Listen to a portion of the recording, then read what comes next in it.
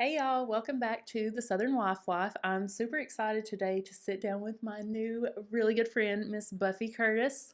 We have been having an awesome time here in Nashville, and hopefully I will have a vlog up about that also. But we're in this amazing studio and we get to use all this equipment, so we thought, why not just take advantage of it? So, Buffy, if you would just introduce yourself to all of my lovely people. Hello, I am Buffy Curtis. I live in Indiana. I'm a stay-at-home mom. Well, a work-from-home mom, really. I do a bunch of different things, and I have two little boys. I run an online children's boutique that carries more on the boy side. It carries both boy and girl, but since I have two little boys, I try and carry more options for boys because I just don't feel like there's that many options out there. Which is awesome because Yeah, there's not. And yeah, it's really, whenever I think about having kids, I'm like, well, I need a girl because I need all the cute clothes because Walmart has like this many boy clothes. yeah. And it's sad. It's so sad, So I'm but definitely going to tag her stuff down below so you guys can check her out for some awesome boy clothes. yes, super cute So stuff. thanks for sitting down with me. No I feel like problem. I'm kind of falling out of this chair. I don't know what's going on. We'll It'll go be with good. it. If I fall, it'll be good. So, anyways, so I've been wanting to talk about a topic for a while on here, and it's not a super popular topic like we talked about, but it should be. And I think it's something that needs to be talked about. And so I appreciate you sitting down and encouraging a younger generation of girls to know that, there are other ways to be a woman without, having to give up things in life. So basically, I think it's really sad because a lot of girls feel the need to, um, you know, do things that they're not necessarily comfortable with to be cool. And I get that. Like, we all want to be popular, we all want to have all the friends. But at the end of the day, well, I mean, I'm almost 29, you're in your 30s. Like, how many friends are still here? Right. It's not that important, guys. I promise. Like, I have a few. I mean, they're still here, but the ones that you truly think like care about you and they keep peer pressuring you into all this stuff, they don't stick around. Right. And it's not worth, if you don't want to do something, you don't have to do it. And you don't need to do it just to impress certain people, because I promise you, when you look 10, 12 years down the road, it's not going to matter. And then you're going to have regrets and you don't need to. Right. So one thing and the topic I kind of want to touch on is, sex outside of marriage, because it's a huge thing, and I feel like it's getting worse. I see the clothes that like teenage girls wear, and I think like, whoa, like I don't know, I don't wear stuff like that now, so it's kind of crazy. But like, if you're confident in it, then wear it. But if you are wearing it for a certain reason, like, you kind of have to be careful. And I know there's a lot of people who don't agree with that. And they say, I can wear whatever I want and it doesn't give you the right to, approach me or do anything. And yeah, it doesn't. But you attract certain people.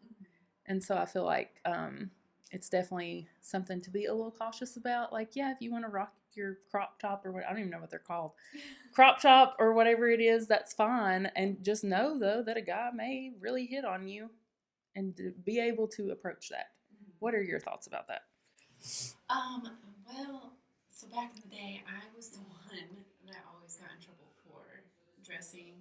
Because, like, I was a cheerleader, which that was not popular at my school to do, Mm-hmm. but it was something I loved. But because of it, I stayed in shape. And so I would wear, like, the tight, like my midriff, which, like, they didn't have crop tops then, thank God. I know.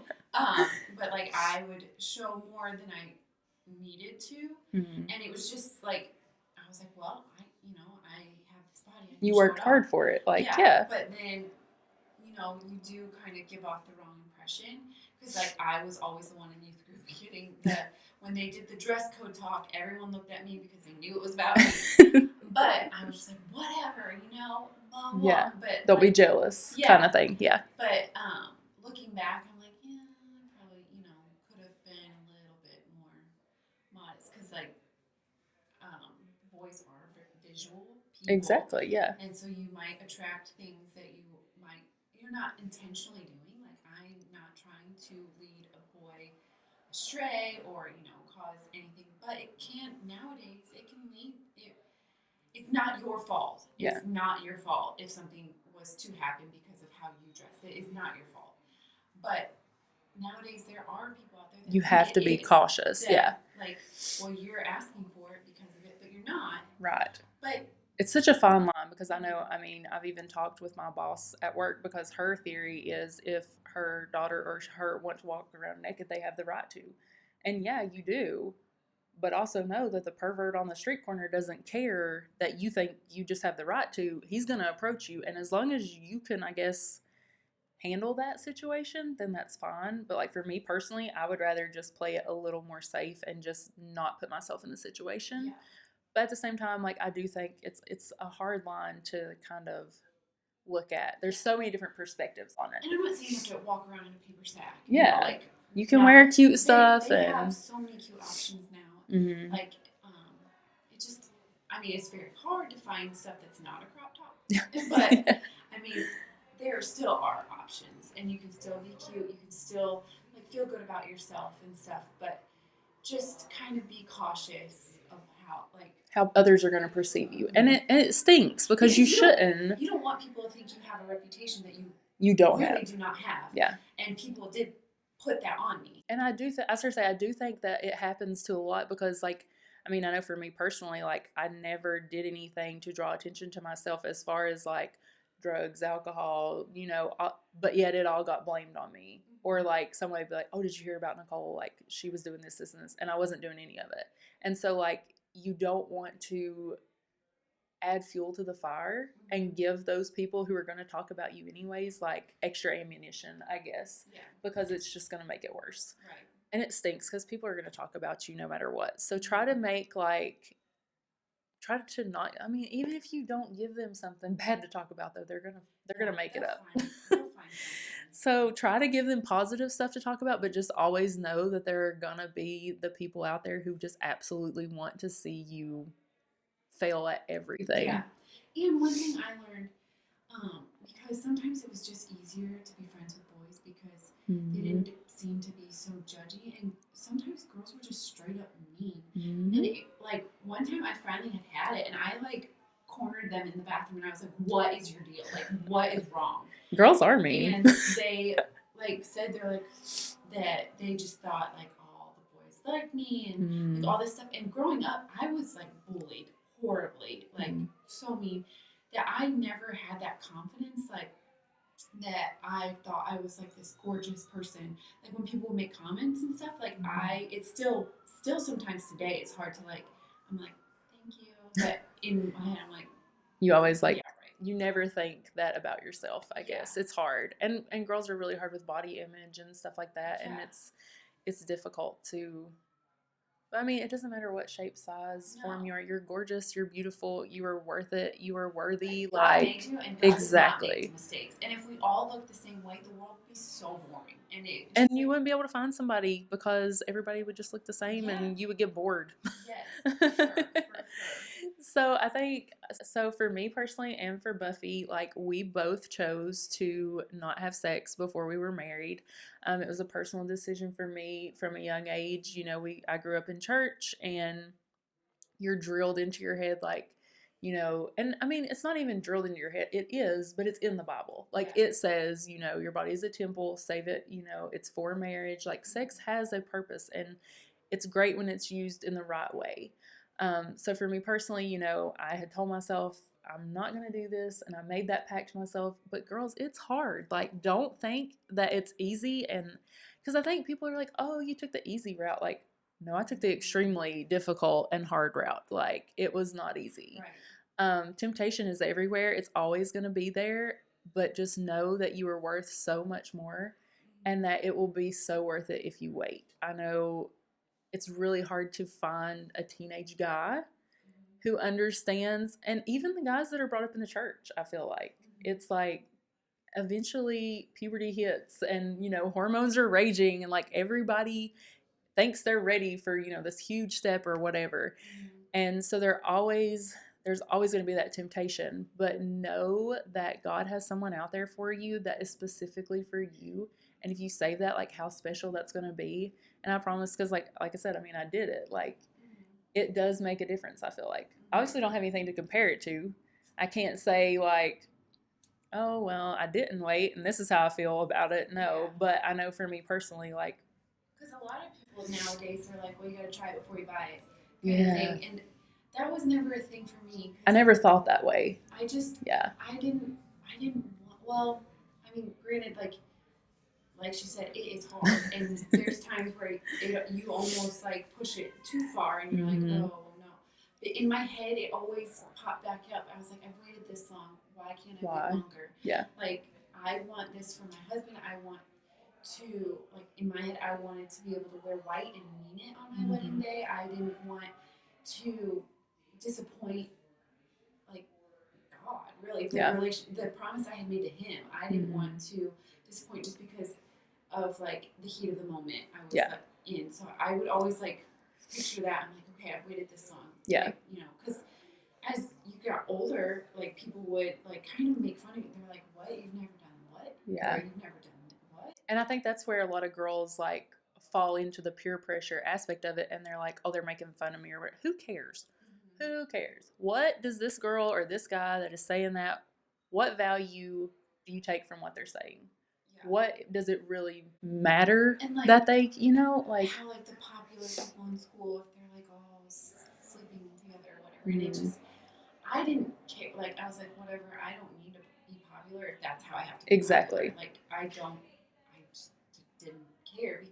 And now in the long, like the grand scheme of things, I've been out of high school for a little while, longer than I wanted it. But like looking back, I'm like, I'm glad I didn't like fall in because like you're gonna graduate, and some of those people you're never gonna see ever again in your life. And sometimes that's like the best. Like when me and my friend we knew that we were never gonna have to see certain people ever again, we like celebrated. It's a relief, yes. kind We're of. like whatever. Like they're gonna Yeah. go on with their life, and you can go on with your life, and their opinion does not matter. And so if you spent though 2 years worrying about what they said, like we're just trying to save you guys from doing the stuff that we've seen Yes. because you spend all this time and you're like, oh, so and so thinks this and thinks that, and then 10 years later, so and so you ain't seen in 10 years. Yeah.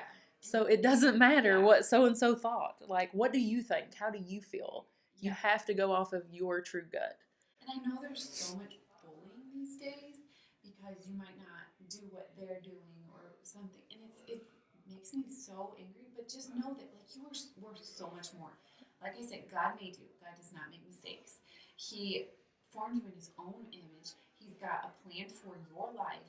It's your story. You don't have to do what someone else says because of you want to follow a certain thing. You know, like you can just be you and stay true and to stay you. True Yeah. to yourself. Mm-hmm. And that's one thing, like how we like I chose to wait. Like I was like, okay, I'm gonna wait, and I didn't know if I was gonna find a guy that waited too. Thankfully, I did, and I'm thankful for it because I was like, well, he can't compare me, and I can't compare him, so you know. Here we go. But I also have had friends that didn't wait, but then they put on all this guilt on themselves and thought, well, I haven't waited, so why not just whatever. Yeah. But you can like, so say you have, and yeah, now I think you're that's a feeling big like guilty. thing. Yeah, you can like your purity can be restored. It really can. You just don't think just because you did it once, like, oh, I've already messed up, I might as well go sleep with 17 other people. Yeah. Because no, it's okay. Like we all make mistakes. We're not perfect. God knows we're not perfect. And if something happens, okay, it happened. And if you're so sorry about it and you truly, didn't mean to or you regret it or whatever, or you're like, I wish I didn't do that, repent, ask for forgiveness, and then start over fresh. Like that's the best thing about God is like He will forgive you. When He forgives, He forgets. Like He doesn't hold it over your head. If you feel that like guilt in your head and think that He's holding over, that's the devil. That's the devil. Like, yeah. He's the one that's going to put lies in your head and make you think like, oh, well, you already messed up, so you might as well just keep on going.